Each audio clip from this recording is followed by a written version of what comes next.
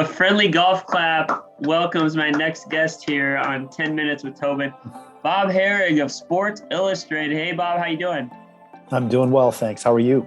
I'm doing great. So I checked in with you because my Valspar championship coverage is just about to start. Said, hey, Bob, you had been so good to me in the past about talking about our local tournament in Palm Harbor, Florida here that happens in March. And you said, yeah, of course I'll help you, Tobin. And did you know I had this book project going on, and the reader that I am and the golf fan that I am couldn't resist. So I appreciate you sending me the copy. No worries. I'm glad that you got it. And the one that you're showing there is not the final one. As you, I'm sure, saw a few Yep. errors. Hopefully now all fixed, and it'll be ready to roll soon. I love it. So let's clear everybody, because I'm starting with a head start here. Obviously, sorry you haven't done the work to put the book out. Actually, the book comes out in April, right? Mm-hmm. April. Okay. Correct. It's called Tiger and Phil: Golf's Most Fascinating Rivalry by Bob Harig. It's quite an achievement to write a book, and I'm going to talk to you about that a bit. But because we only have 10 minutes, I'm jumping right in, Bob. Is that cool with you? Yes, sir. So I always start with the title, okay? And then obviously Phil, Tiger and Phil, duh. So I immediately know who we're talking about. Obviously the picture is fantastic, but the word fascinating, golf's most fascinating rivalry. Did you oscillate between adjectives there, or were you locked in on fascinating from the beginning? No, actually, that got kicked around a little bit. You couldn't really say golf's best rivalry, because I don't think that's true, and that I think people would immediately be turned off by that, because there's been other ones that are probably better. Jack and Arnie, for example, or Faldo and Norman, or but and then I think the word interesting got kicked around for a little while, and I'm sort of, I think that's what I was thinking. It's an interesting rivalry in that one guy clearly has the best record of anybody, and you can maybe even argue there is no rival to Tiger, but the other guy is pretty darn good, and he won a lot of his stuff at Tiger's expense. And you throw out Tiger, and there's nobody better than Phil. Nobody in the game today who's active has more than Phil's 45 wins other than Tiger. Nobody has more than 6 majors. Nobody even has 6. So and then you start to dive into it a little bit, and you recognize that Phil was Tiger before Tiger. Phil was unbelievable as a kid, as an amateur, as a junior. Well, we all know that Tiger was really good at that age too. So there became many points to compare. And I think it just evolved into fascinating, because to me, it is fascinating, like how they sort of went at it for 25 years. And, one guy clearly has the better record, but the other guy put up an incredible record, even though the other guy was in his way. Yeah. So, I asked the question because the word caught me, and I started to ask myself today. I said, what would you replace it with? And I kept going back and forth, and I'm thinking the same kind of thought pattern you are. And I'm thinking, okay, mythical. And I'm like, no, but it actually is a rivalry. And then I kind of kicked, but fascinating does kind of encompass it, because what I think you could have, what I think is open for criticism, and this is what I usually go with my authors, is, hey, let's start with what I could criticize you about, because any good review has to have something in it that bothers me, right? Or else it's just like your mom patting you on the back. So I hope you appreciate this and don't take offense to it. But I think the number one thing was, how do you craft this with the world rivalry? Because Tiger, from a fame standpoint, is just light years ahead of everyone, including Phil.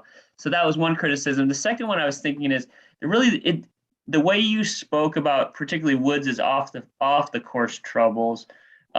You didn't go heavy into that, which I actually think golf fans will appreciate. But have you gotten any blowback, number one, about the rivalry comment, or number two, about any of the way you handled the off course stuff?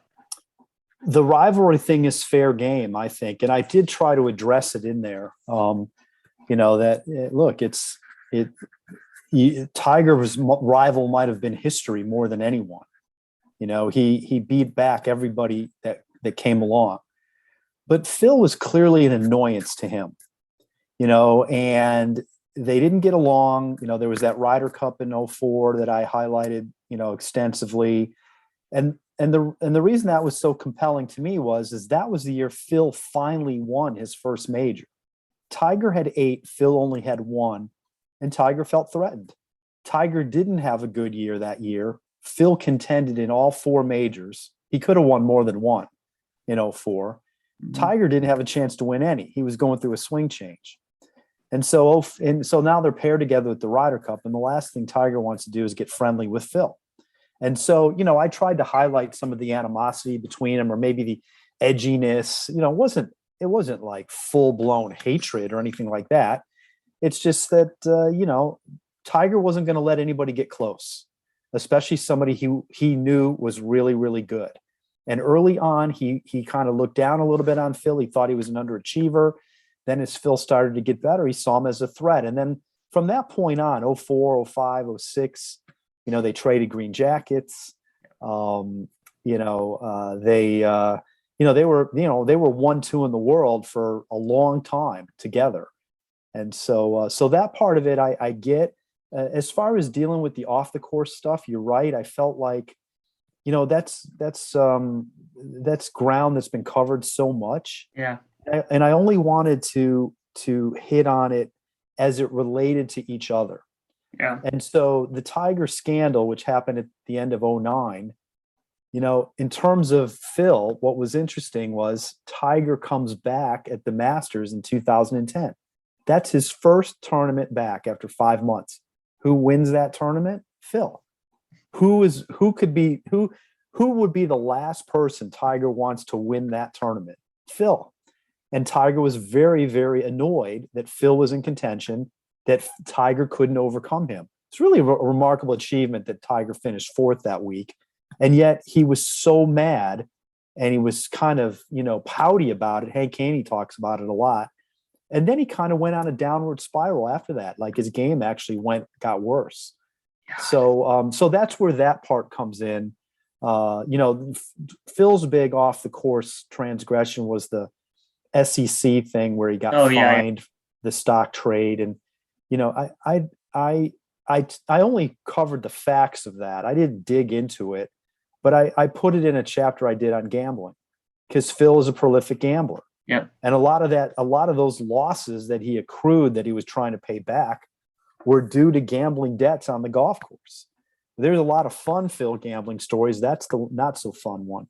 Yeah. So that's how that kind of evolved. No, I appreciate you addressing it. I mean, my perception of it reading was that because of how long you had covered these guys for, you had no care about the splashiness of a certain headline or a blurb getting out to the press that might sell you more books but cost somebody some reputation, or put you on some pedestal you don't want to be on, or having camps issue press releases afterwards disputing the facts of the book. So no, I appreciated that actually, but I acknowledge that there will be some people that would have expected a deeper dive into the personal lives of these guys. And what you get is really any of the personal stuff that kind of entered the golf arena and how it perpetuates itself on the courses, which I appreciate.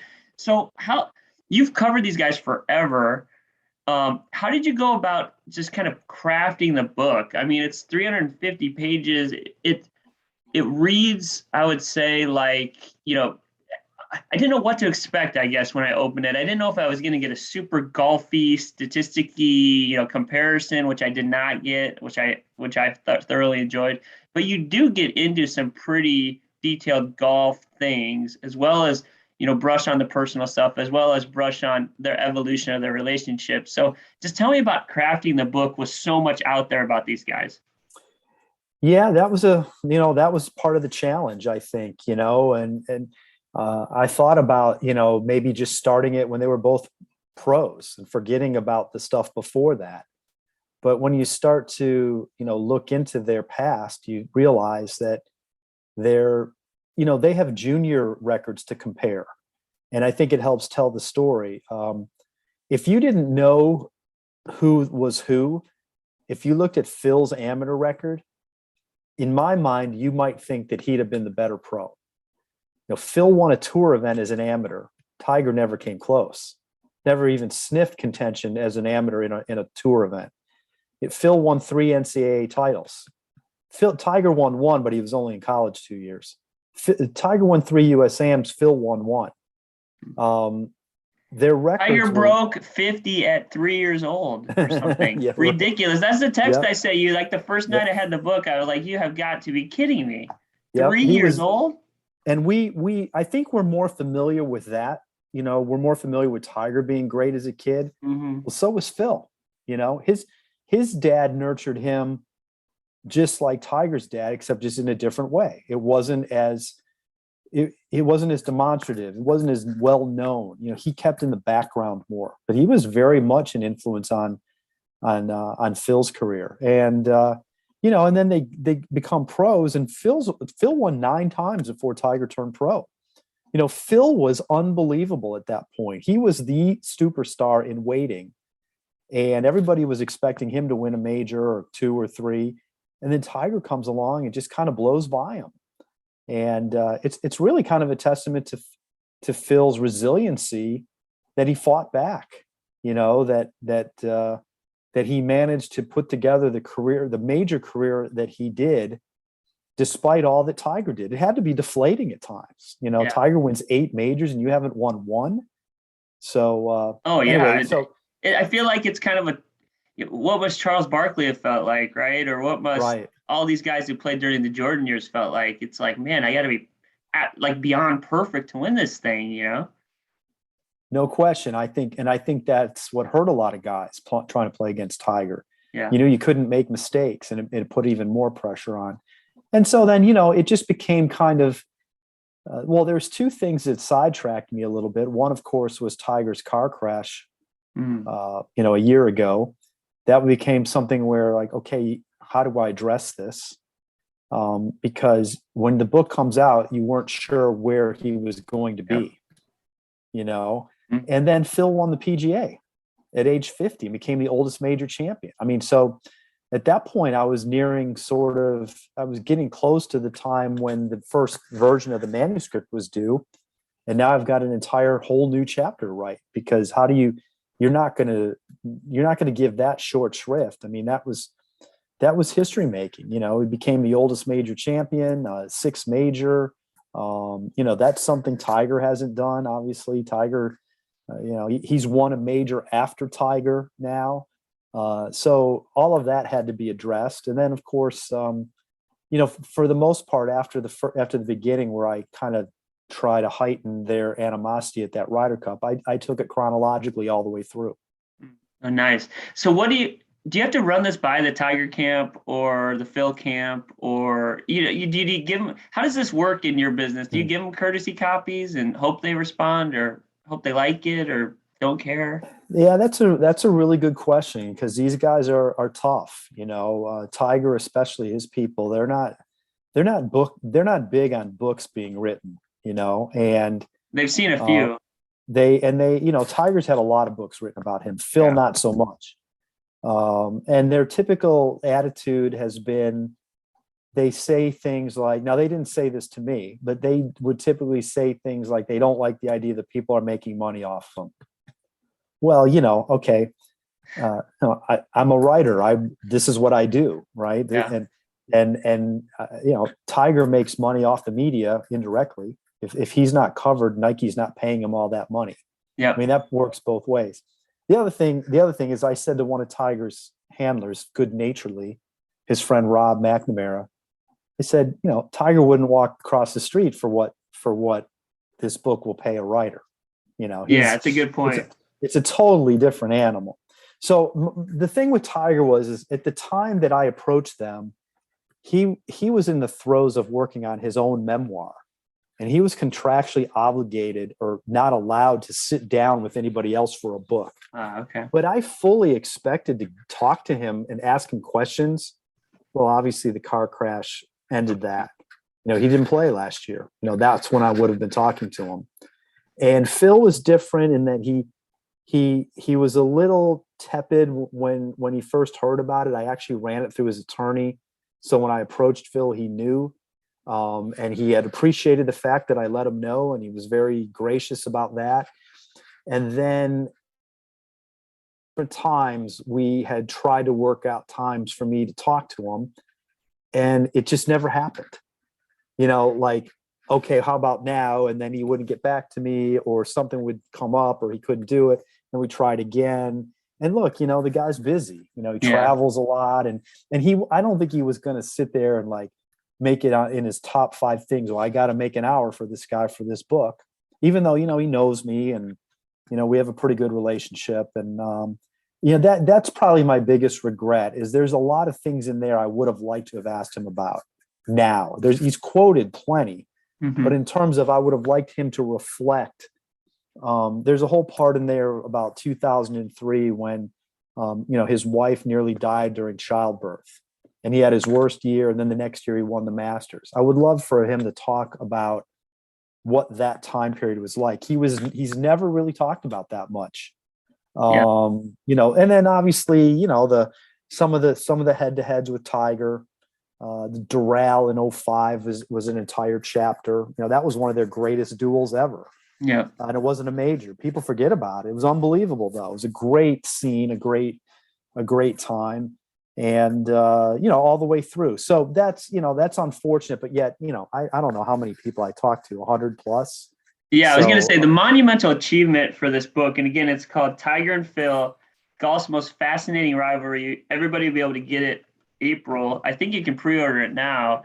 The crowning achievement of this book, to me as a writer myself, or like I texted you about this. I don't know if it makes me want to write more or just quit altogether, because it's so well written to have deciphered through this much stuff, like whether it be interviews, stats, record books, blah blah blah blah blah, talking to the caddy or their college coaches, or the guy who was his college coach and became his caddy, and blah blah. It's just you have every angle covered here, and to boil it down to these guys' iconic careers, without being too reflective and acknowledging that they're still adding to this resume, is pretty impressive to me. I mean, that to me is the crowning achievement of the book, is how do you write a current event that's reflective in nature but doesn't close chapters? True. Yeah. I mean, that was probably the challenge, because I didn't want it to sound like it was over. Yeah. But it could be. We don't know. Well, I listened to Hank Haney's. I listened to a podcast this morning with Hank Haney, who unequivocally said Tiger will play again, no question. If he said, his quote, I think was, and it's a similar quote that I saw earlier in the regard to the Rocco Mediate showdown with Tiger, is if he can walk the course, he'll play again and probably win. I think that was what he said. Right. Well, that's going to be the great question going forward. I mean, I think we have to give him some time. I saw him at the event in Orlando where he played with his son, and he was in a golf cart, and he clearly wouldn't have been ready to walk a golf course at that point. And now we're a few months past that. We've not really heard a whole lot. My guess is that we're a ways away. That was a horrific injury. And actually, we don't really know all the details. We know that he broke a couple of bones in his leg. We don't know the extent of the injuries to his foot. But what we do know is that golf requires you to not just walk 18 holes, but 72, and you've got to practice. You're on your feet. It's not just the walking, it's the standing. Well, then the standard of excellence he's set, right? One of the other things I gleaned from that Haney interview he gave, listen to this, and I don't know if you've listened to this, but he said that he's never seen a player lose as much from practice tee to first tee than Tiger. Lose as much in terms of how perfect his practice was versus what he took to the course. That blow your mind? I couldn't even believe it. I listened to that like 4 times. I couldn't believe it. That's a great insight of his. And I think, over the years, I would witness that. It worked the other way, too. He could have nothing on the range and again go out there and be perfect. But that's kind of the human side, because how many of the rest of us go to the range and hit it great and then can't bring it to the course? I never hit it well, never. So Tiger is like us in that regard. There were many times, I think, where he felt he had it, and then he goes out there and he doesn't miss a tee shot, and then on the first tee he's airmailed one into the woods. And that is, I think what it shows is, he got nervous like everybody else. He had first tee jitters. Many, many times he hit a poor tee shot on the first hole. Certainly at Augusta. You can think of a million times he blew it into those trees on the left. Yeah, there's stories in the, it harkens me back to the stories in your book, honestly, because you do document sometimes where he comes out double bogey and ends up shooting a 67 in a major championship where everybody else is shooting, plus or, bad numbers. It's pretty amazing. All right, at the risk of we've run out of our 10 minutes, but I don't care. This is my show.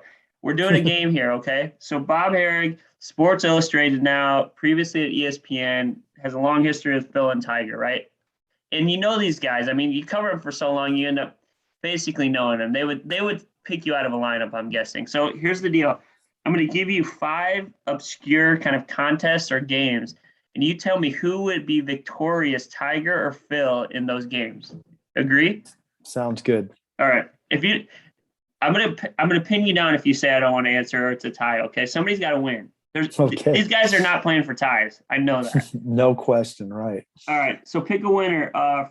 Free throw shooting in basketball. I'm going to go with Phil. He shoots right-handed, right? He does everything. He does. He does almost everything except for golf. Yeah. And it's because he emulated his dad's swing reverse, you said. Pretty much. Right. Oh my God. These guys are freaks, man. These guys are freaks. Okay. Next, baseball's home run derby. I'm going to go with Tiger on that one. Oh, that surprises me, actually. Yeah. Yep. Okay. I was watching the Olympics when I put this list together. You're gonna see it come to fruition here. Platform diving. Oh wow. I'm not sure either one of them. Well, they both have lavish pools or whatever. Yeah. They don't have big insurance policies. They're just maybe when they were as amateurs before they were big time. I'm going to go with Phil because he's got more of the daring side in him. Yeah, I could see that. All right, another Olympic one, curling. Have you seen these curling guys? It's fantastic. Yes. Yeah. I think I would go with Tiger on that because that is a sport. The attention to detail is so important, right? Like just down to the to the minutest thing. That's why, and he seems more attuned to that.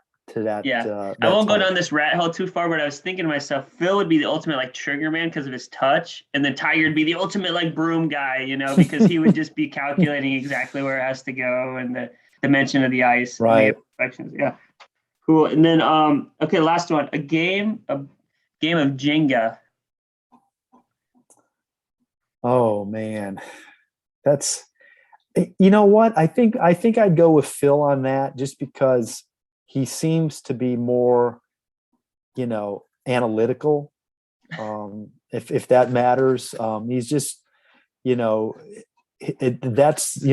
a lot more to that. So he's daring though. I think maybe his kind of kamikaze spirit might get him there. It's possible. Yeah, that's possible. That's a tough one. Well, next time you're with the two of them, when you're having coffee and they've agreed to discuss the book with you, you should break out the Jenga board and just say, let's settle this once and for all. I think that would be a really fun thing to do, get a bunch of sports icons together, and see the egos come out when it's a game they're not familiar with or haven't done or don't care about. Yep, that'd be fun. Someday. All right, so Bob Harig, I appreciate you joining me. Tiger and Phil, golf's most fascinating rivalry. Everybody pick it up in April. Pre-order it now anywhere. And I'm going to get you on the record. You're going to come with me and talk about the Valspar on this, right? Absolutely. Yep. All right, man. I'll hold you to it. Okay. Looking forward to it. Glad it's back in March. That'll be good. Yeah. All right. Good deal. Golf clap exits, Bob. Thanks, Bob. Good luck at Sports Illustrated. Thanks a lot. Appreciate it. All right.